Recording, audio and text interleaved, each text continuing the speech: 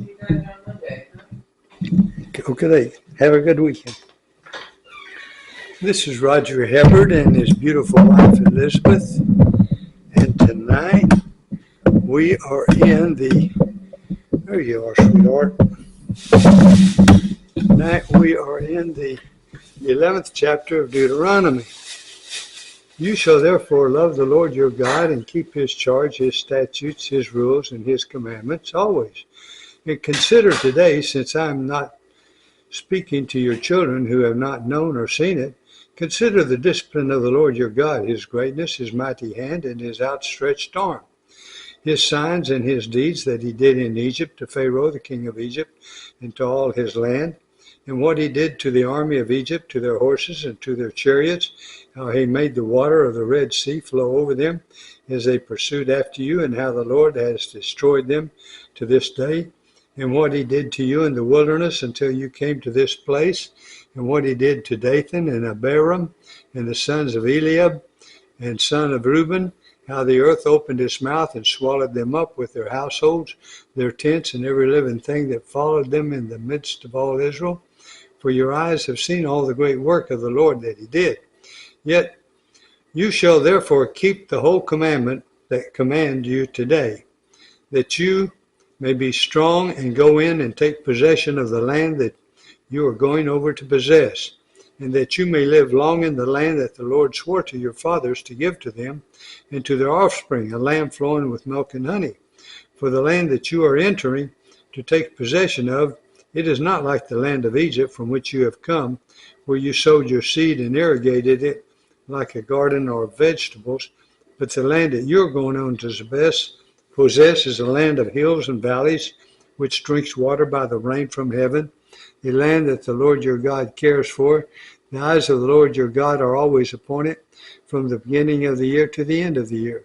And if you will indeed obey my commandments that I command you today, to love the Lord your God and to serve him with all your heart and with all your soul, he will give the rain for your land and its seasons, the early rain and the latter rain, that you may gather in your grain, your wine, and your oil, and he will give grass in your fields for your livestock, and you shall eat and be full. Take care lest your heart be deceived, and you turn aside and serve other gods and worship them.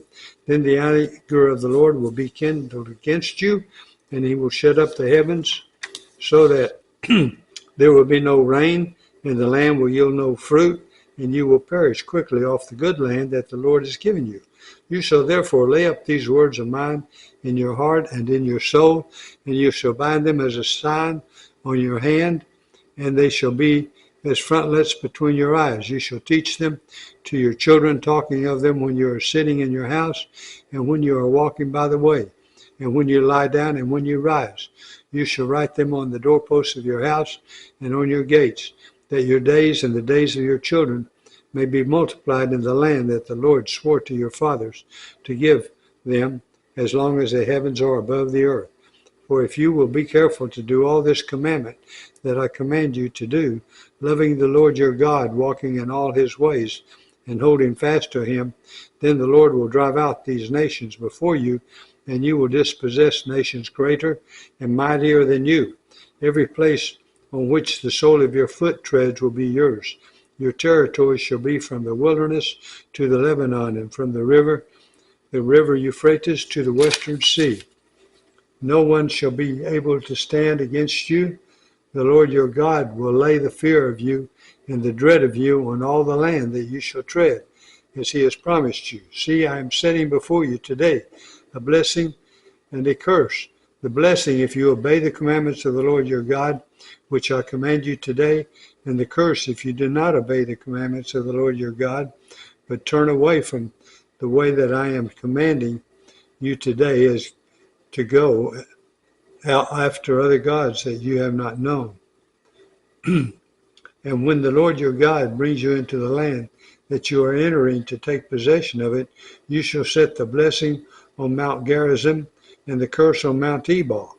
And that are they not beyond the Jordan, west of the road, toward the going down of the sun, in the land of the Canaanites, who live in the Arabah, opposite Gilgal, beside the oak of Moreh? For you are to cross over the Jordan to go in to take possession of the land that the Lord your God has given you. And when you possess it and live in it, you shall be careful to do all the statutes and the rules that I am setting before you today. And that is the 11th chapter of Deuteronomy. And now we're going to go to a Psalm. We're going to go to the 131st Psalm. And here we go now to the 131st Psalm. And thank you for listening to the 11th chapter of Deuteronomy.